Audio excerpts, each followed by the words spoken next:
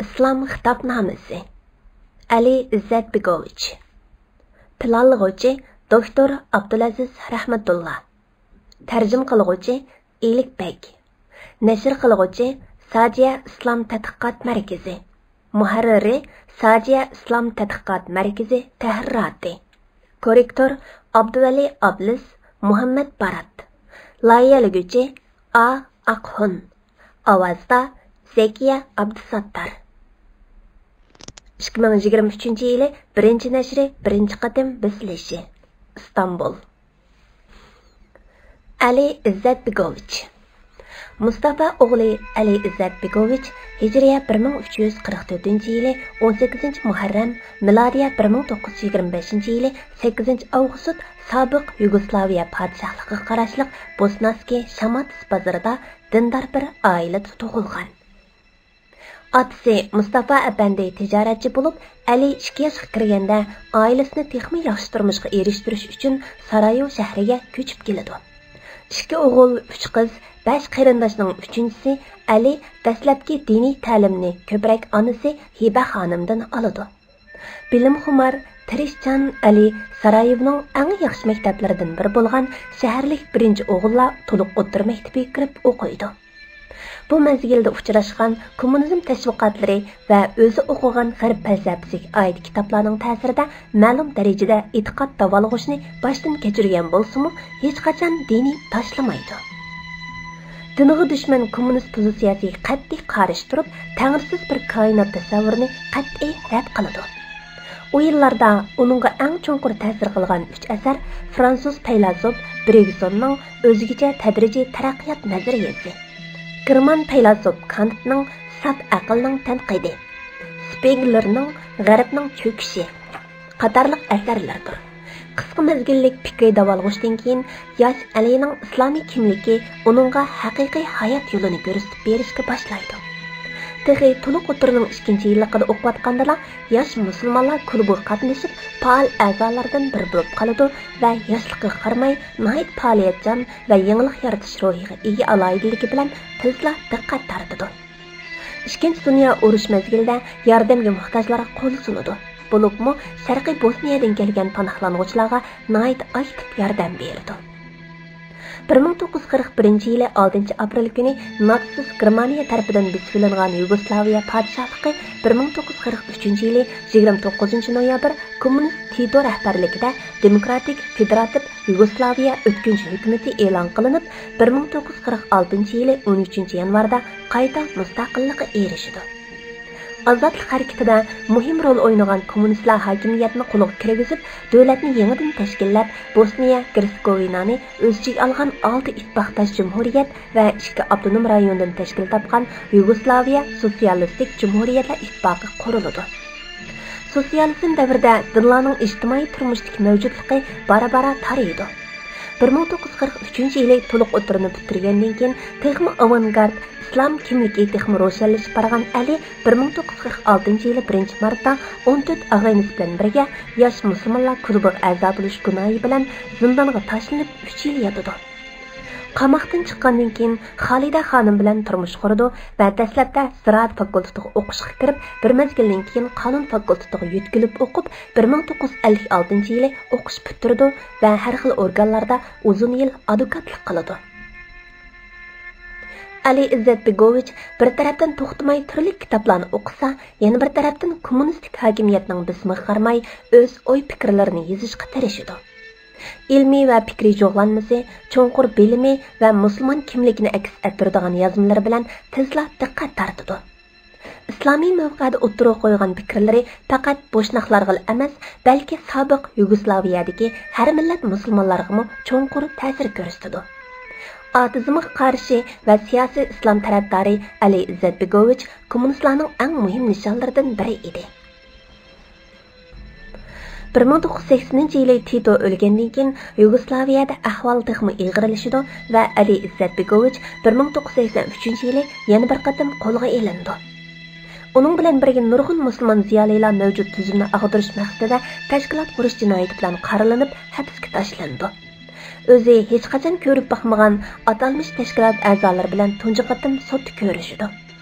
tashkilot katibishi deb ayblanib 14 yil kesilgan zindon hayotida birga yotgan turmudoshlari keyingi siyosiy mustaqillik va erkinlik kurashida yaqin sabdoshlar bo'lib qoladi.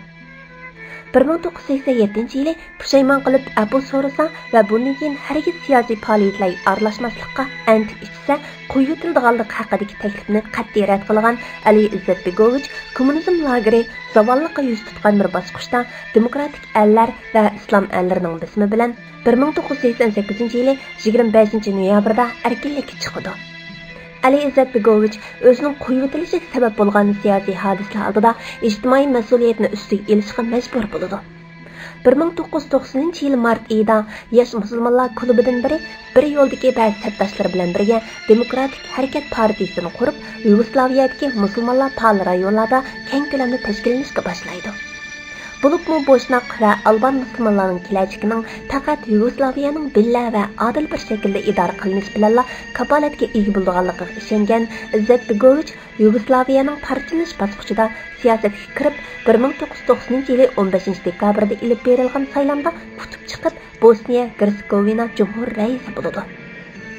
1992 yili 1-martda o'tkazilgan umumiy xalq ovoz qo'yishdan keyin 62.80% mustaqillik tarafdori ovoz bilan Bosniya Hersegovina Yugoslaviyadan mustaqillikni jakarlaydi. Lekin uzun o'tmay musulmonlarning hokimiyatiga kuchlikni bo'zdan bearam bo'lgan serblar to'plan ko'tarib ig'ir qatlam yurgizdi. Ali Efendi bu qalaymuqanchilikda ho'shiyor va salmoq siyosiy yo'l tutib, par kuchi bilan qurolliq to'qinishni tezroq oyoqlashtirishga tirishadi. 3 yil davomlashgan qonli urush 1995 yili 14 dekabr imzolangan va Bosniya Hersegovinaning mustaqillik e'tirof qilingan Dayton ahdnomasi bilan oyoqlashadi. Urush jarayonida va urushdan keyin turli xalqaro bisimlarga chidab, mustaqil Bosniya Hersegovina uchun nihoyat kuchli diplomatik va askariy tirishchiliklar ko'rsatgan Ali Izzatbegovich ahdnoma imzolangandan keyin 1996 yili 14 sentyabrda o'tkazilgan tunji saylovda Boshnoq, Krot va Serb vakillaridan mutashakkil uchlik raislar kengashiga kirib, davlat raisi saylandi. 1998 yili 13-14 sentabr sayloviga qatnashqus bo'lsa-mu, Demokratik harakat partiyasi markaziy komitetining qarori bilan qayta nomzod bo'ldi va saylovda o'tib chiqib, raislar kengashi boshliqligini davomlashtirdi. Lekin salomatlik sababli 2000 yili 6-oyda muddatdan burun raislikdan istifa berdi.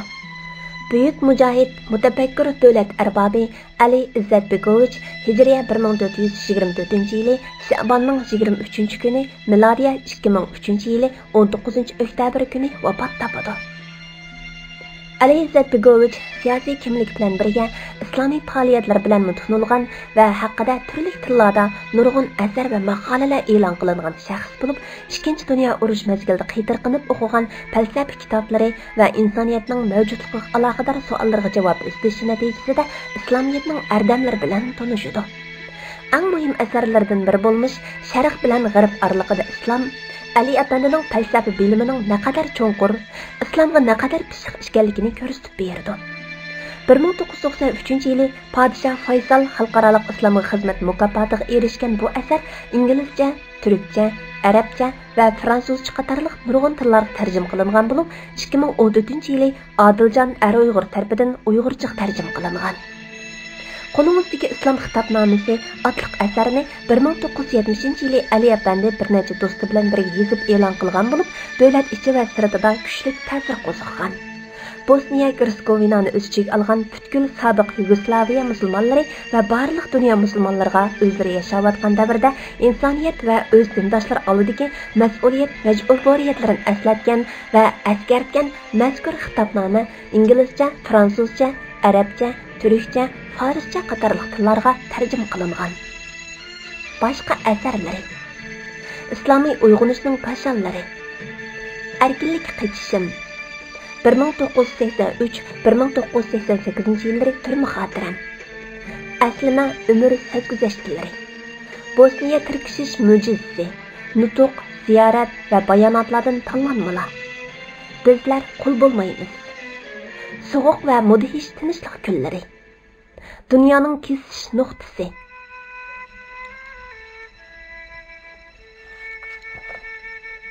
tarjima qilg'uchidan barcha mavjudotning egisi va rizq berguvchisi Alloh azza va jallaga sonsiz hamd sano va elchisi do'sti Muhammad Mustafa sallallohu alayhi va sallamga tugimas durud u zotning ali ashabi va isbosar ummatlariga salomdan so'ra. Hurmatli o'qirman, qo'lingizdagi ushbu asarning muallifi va asarning qisqacha ta'rifi yuqorida bayon qilinganligi uchun bu yerda qayta to'xtalmasdan mazkur asarning uyg'urcha tarjimasiga aloqador bir necha ig'iz so'z qilg'aymiz. Gerçi asar e'lon qilinib, aradan 50 yildan ko'proq vaqt o'tgan bo'lsa-mu, asar mazmunidagi o'tkir fikr va joyida yakunlar ilhom ahamiyatini va yangilikni yo'qotgani yo'q. Bo'libmi, 1000 yillik musulmon Uyg'ur xalqi uchun bekmi zarur bir asar bo'lib, bu muhim bir asarning Uyg'urcha tarjima qilinishi vatanimizda mumkin emas edi. Lekin erkin dunyoda yashayotgan bizlarmi bu asarni Uyg'ur xalqiga sunishda xeyli kechikdik. Endi yana kechiktirishga bo'lmaydi. Şuna Saciya İslam Tədqiqat Mərkəzi bu vəzifəni üstüge elishqa cürat qilib 2022 yillik xizmatlar qatorida kun tartibga kirgizdi. Shubhasizki, har qanday asarni tunji yozilgan tilda o'qish eng to'g'ri va eng manfaatlidir. Agar asli tilda o'qish imkoni bo'lmasa, asliga sodiq tarjimani o'qishmi bir omad. Lekin tarjimada %100 aynanlikni qo'lga keltirish basi mushkul, ko'pincha mumkin emas ishdir. Tarjimaning tarjimasi bo'lsa, texnik shundoq. Hatto tamoman boshqa ma'ni o'zgarib ketishi mumkin. Islom xitobnomasi aslida Hindo-Yevropa til sistemasi, Slav til oilasi, Janubiy Slav til guruhiga tava Boshnoq tilda yozilgan bo'lib, dunyoviy cho'ng tillardan inglizcha, fransuzcha, arabcha, turkcha, farscha tarjimalari allaburun keng o'qirmanlar bilan yuz ko'rishgan. Asarning Uyg'urcha tarjimasi bundan burun e'lon qilinganligi hanuz ma'lum emas. Biz tarjimada ham Boshnoqcha, ham Uyg'urchani yaxshi biladigan kishi topolmaganligimiz uchun inglizcha, turkcha va arabcha nusxalarga murojaat qilishga majbur bo'ldik. Bu uch tildagi tarjimalar ayrim o'zgarchiliklarga ega bo'lib, inglizcha tarjima, so'zma-so'z tarjima va asosan hech qanday hoshiya qo'yilmagan. Turkcha tarjima ma'no tarjimasi bo'lib, falsafiy puroq kuchlik, tili ig'irroq bir alohidaligi Turkiyaga bo'lib Cumhuriyet davri aloqador tanqidiy mazmunlar ya aynan tarjim qilinmagan yoki atlab o'tib ketilgan. Asosan hoshiya qo'yilmagan. Arabcha tarjima ham ma'no tarjimasi bo'lib, tili go'zal, asli matnga qattiq sodiq, lekin asli matnda faqat ishora qilib o'tilgan Qur'on Karim oyatlari arabcha tarjimada birma-bir, hatto xato bo'lib qolganlari tuzilib, eng munosiblari matn ichida berilgan va kerakli hoshiyalar kirizilgan bo'lib, asarning ijobiy qiymatini texmi oshirgan deyishga tamoman bo'ladi. Biz Uyg'urcha tarjimada yuqorqi 3 tildagi tarjimani o'zaro silishtirish orqali ortiqchilik taraflaridan eng yuqori unumda foydalanishga, to'g'risiga eng yaqin tarjimani qo'lga keltirishga tirishdik deb qaraymiz. Bu yerda mazkur asarga aloqador tuandagi nuqtalardami o'qirmanning samiga silishga munosibdir. Birinchi, muallifning bu asari bilan islom sharq bilan g'arb o'tirda degan asari uning islom dunyosida uyg'unish va gulinish planining nazariya va tadbiqlash jihatini umurtqisini shakllantirdi. Islom sharq bilan g'arb o'tirda degan asar nazariya qismiga, qo'lingizdagi asar tadbiqlash qismiga vakillik qiladi. Demak, bu ikki asar mazmuni va nishoni e'tibori bilan biri yana birini to'liqlaydi. Muallif islom xitobnomasida zamonaviy islom jamiyatini bino qilishning asoslariga yo'l xaritasi tuzib, Qur'on va sunnat ko'rsatmalari namoyon bo'ladigan islom davlatini qurish uchun yetarli siyosiy va iqtisodiy qurilmani taraqqiy qildiradigan asosli prinsiplarni ko'rsatib berdi. Buning bilan u islom jamiyatini islom davlati qurishning negizlik va oldingi asosiy sharti qiladi. Natijada u musulmonlarning mavjud qaloqliq va passivlik holatidan chiqish uchun ta'lim-tarbiya, ilm-fan, ishlab chiqarish va ilmiy tadqiqotining muhimligini ta'kidlaydi. Muallif yana islom davlati qurmoqchi bo'lgan islom harakatlari dastlab qiladigan xatoliklarga diqqatimizni tortadi va isl g'oyalar faqatla isl vositalar bilan yetkazil bo'lganligidan iborat negizlik haqiqatni ta'kidlaydi.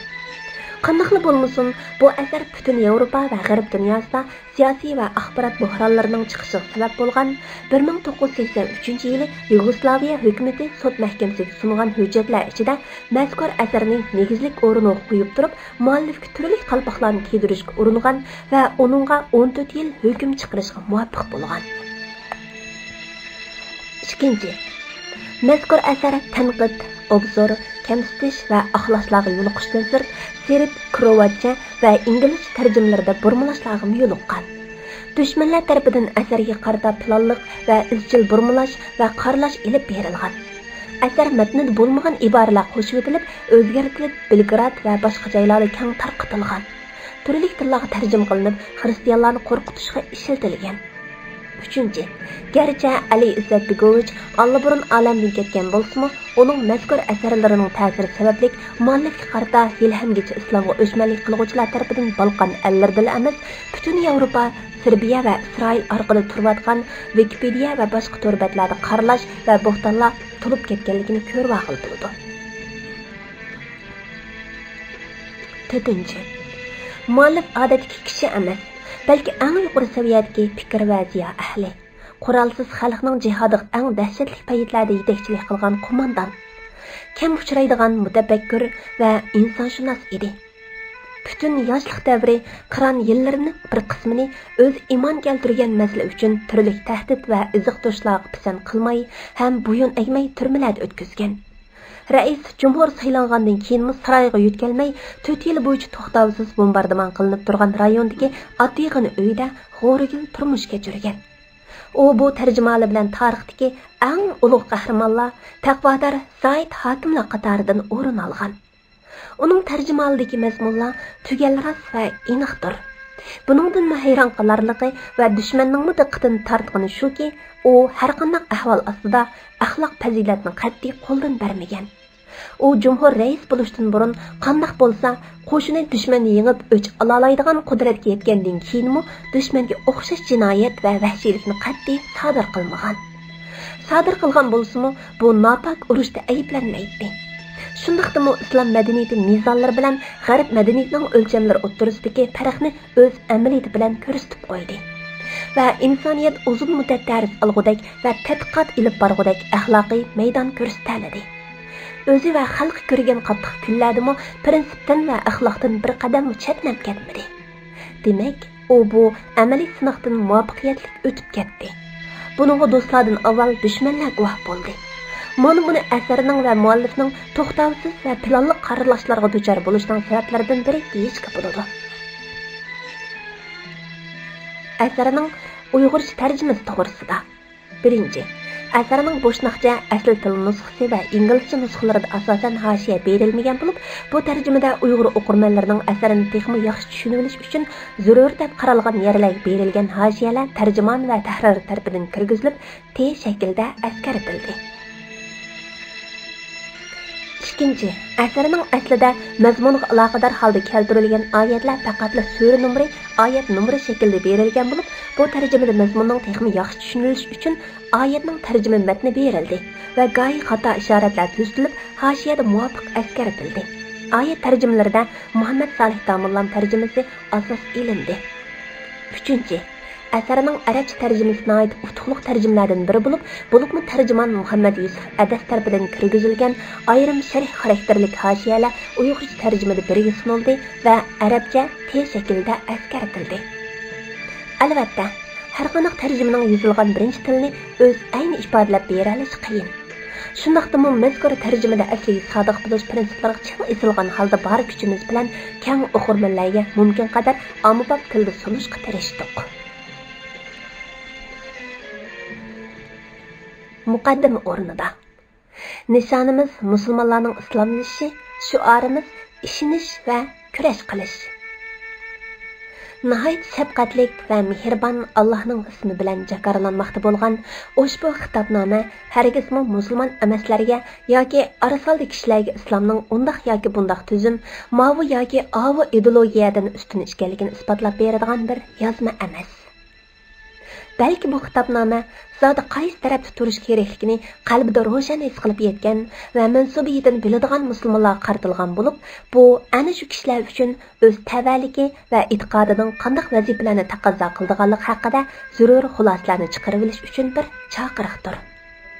Navbatda bir butun musulmonlar olamiy ajoyib bir o'zgarish va yo'g'irilish bosqichini boshdan kechirmoqda.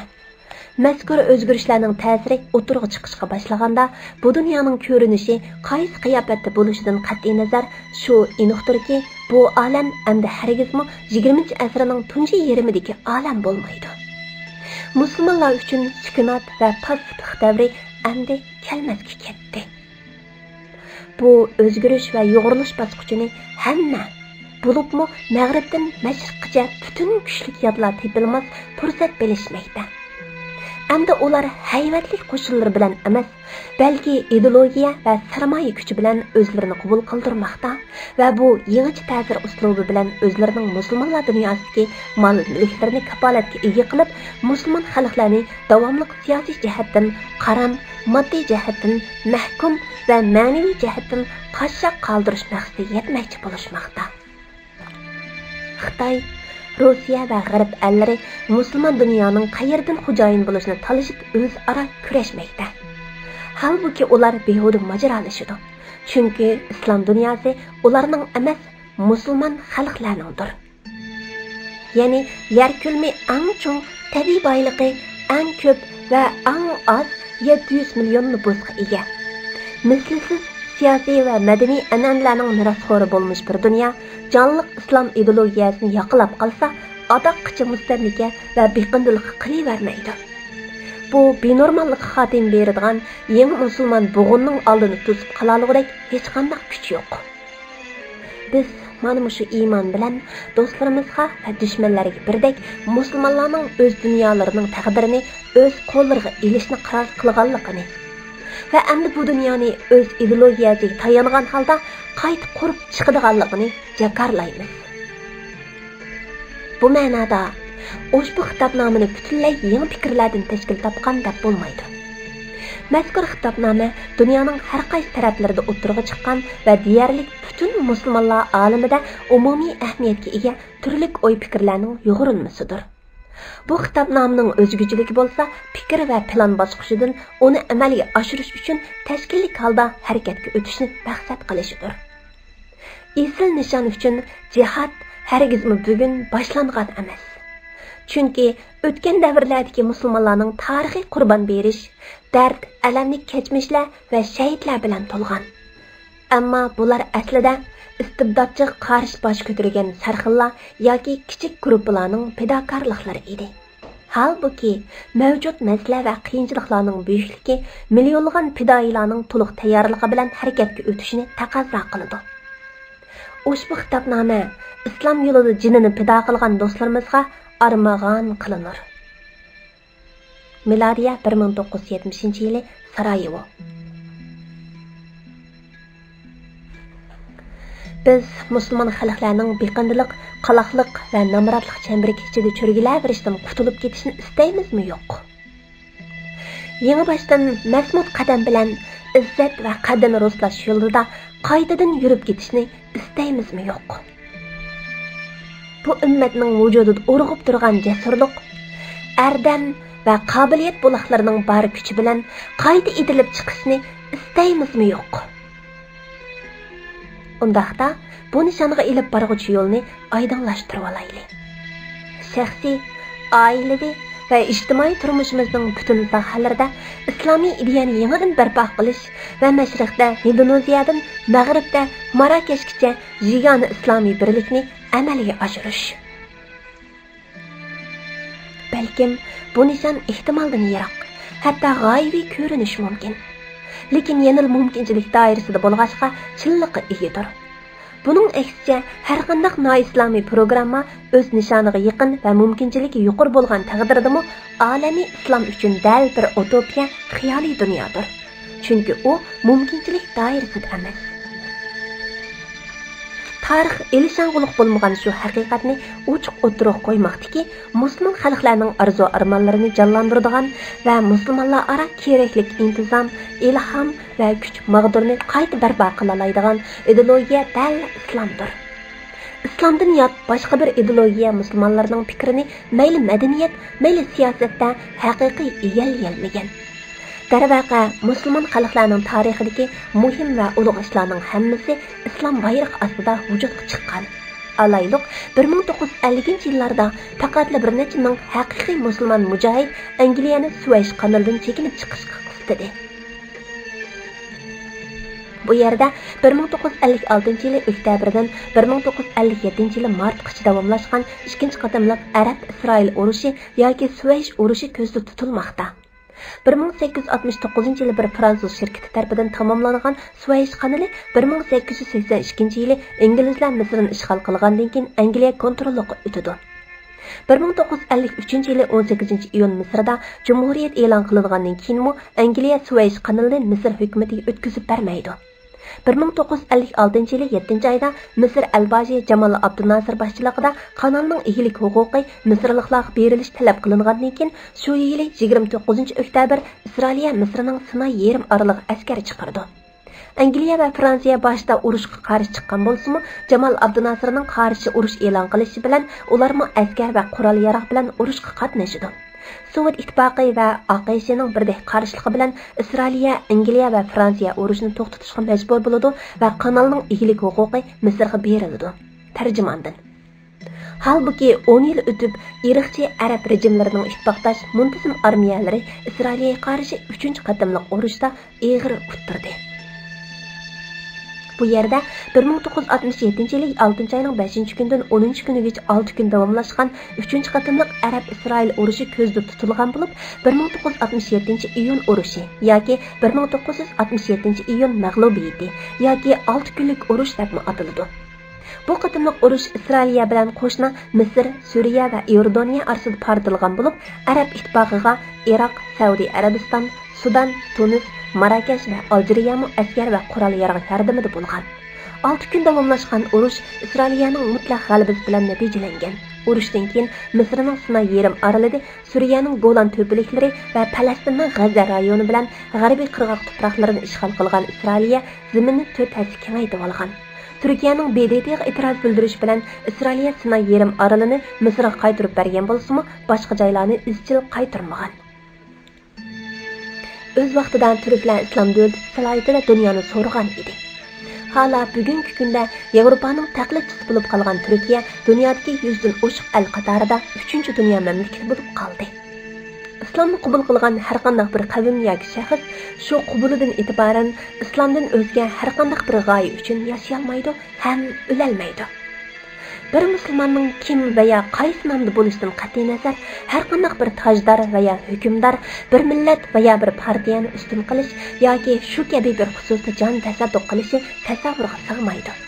Chunki haqiqiy islomiy ong egisi buningda bir xil butparastlik va Allohsizlikni cho'qim sezadi. Musulmon faqat Allohning nomi va islomning izzati uchun o'lalaydi yoki urush maydonidan yiroqlasha oladi. Shuning uchun turg'unlik va passivlik davrlari aslida islomiy tanlashning yo'qligi yoki musulmon olamining davoniga yonishishiga tayyor emasligini ko'rsatadi. Natijada shunday deyalaymiz-ki, bular islomning musulmonlar ustidagi ma'naviy monopolining salbiy ifodasidir.